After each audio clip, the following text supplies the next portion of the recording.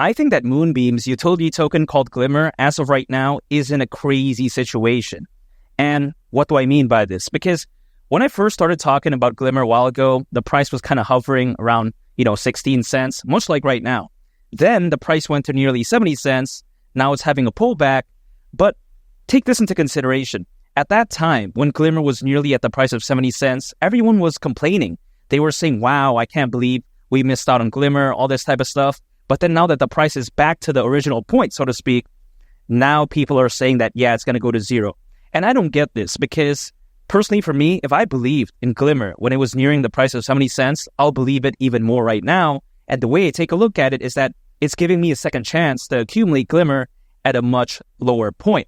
And now nothing I say is financial advice nor a guarantee, but I still believe that Glimmer during this bull run could hypothetically go to the price of $20, which, given the current conditions, again, people may think that's insane. But if they take a look at the fundamentals, I think they'll understand that it's actually not that crazy. Because after all, Moonbeam is a Polkadot parachain, and it enables full Ethereum compatibility within a Polkadot parachain environment. Now, what does this mean?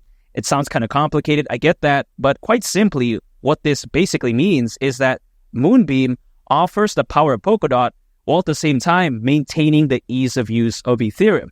So yeah, that's amazing. And with that being said, some people may have heard that I said, again, it's a Polkadot parachain. They may think, okay, what's Polkadot, man? Now, here's the thing, just to give a very brief explanation as to just how special Polkadot is. Polkadot, it's focused on connecting blockchains together. It's quite essentially focused on interoperability.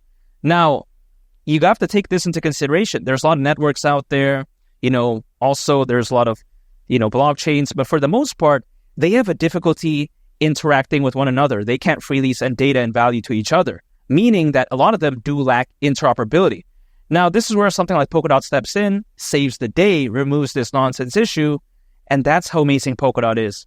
So when I take a look at Moonbeam being a Polkadot parachain, that's a thumbs up for me. A project as special as Polkadot, of course I'm going to believe in its parachain, aka in this case, Moonbeam. But let's not forget, Moonbeam, it even has a support system in a sense, because if you take a look at it, there's something called Moonriver. Now, Moonriver, it's quite essentially its companion network, and also on top of that, usually new code will ship over to Moonriver first, and then after it's been tested and verified under real economic conditions, it will then be usually shipped over to Moonbeam. So yeah, that's the amazing thing about Moonbeam. It quite essentially has a testing ground in a sense, much like Moonriver. So if let's say a project doesn't want to jump head on to Moonbeam, they can, for instance, dabble first in Moonriver and maybe later on move to Moonbeam. But of course, they don't really have to do that if they don't want to. But I think you get my point. That's how amazing a Moonbeam is. Moonbeam also has amazing NFT and DeFi projects on its ecosystem, which I think could do absolute wonders for it moving forward. Because even despite people thinking that, DeFi, aka decentralized finance, is done, even despite people thinking that NFTs are caca, I disagree because, for instance, according to Grandview Research, each individually, both the NFT and DeFi market, by 2030 is predicted to exceed over $200 billion, again, each. So that's combined over $400 billion. That's amazing. So when I take a look at Moonbeam, I think it pretty much ticks all the boxes. It's fundamentally fantastic. I think its use case is A+, and its ecosystem is not bad. It's growing at a good pace. So any way I view it, Glimmer at the price of $20, is it really that crazy? I don't think so. And also, if you think about it, Moonbeam and its companion network, again, Moonriver, combined currently, they have over 100 projects, integrations, and collaborations, which I think is insane. Over 100, that's very impressive in my opinion. So again, Glimmer at the price of $20, I don't see why not. If it were to reach that, considering its current circulating supply, at that point, market cap would be around $18 billion. Not too bad. I mean, okay, people may think, okay, that's kind of caca. But here's the thing.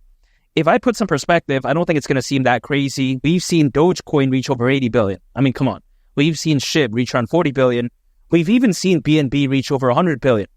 So if I take a look at this right here, is around an $18 billion market cap in the grand scheme of things too much to ask for? I don't think so. It's not even 50% of Shiba Inu's all-time high market cap. I don't think it's insane at all. Even though Moonbeam doesn't have fans like a meme coin, for instance, I think that it's amazing use case and fundamentals, especially for Moonbeam. It's not too crazy if I think about it. Also, as of right now, there's over 600 million crypto owners, according to Crypto.com research. That's more than ever before in history.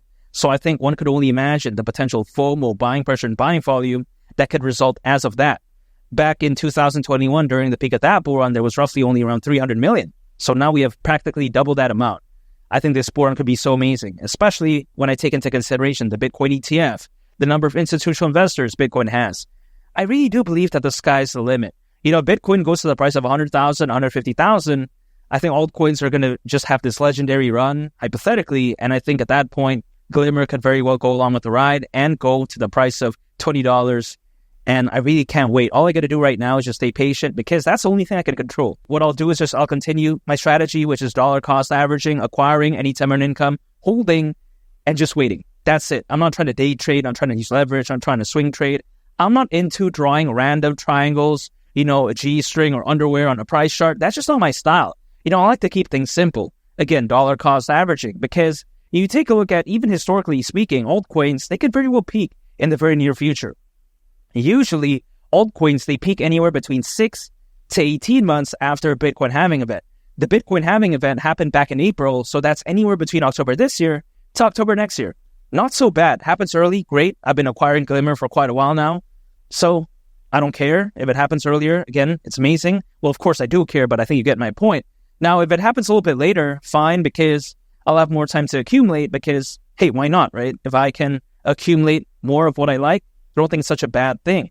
So when I take all of those amazing factors into consideration, Glimmer at the price of $20 during this bull run, I don't see why not, and it wouldn't surprise me whatsoever. And make sure to subscribe if you gain value from this video. I'd greatly appreciate it. It's Malik the Captain, and I'll catch y'all on the next one. I'm out. Peace. Bye.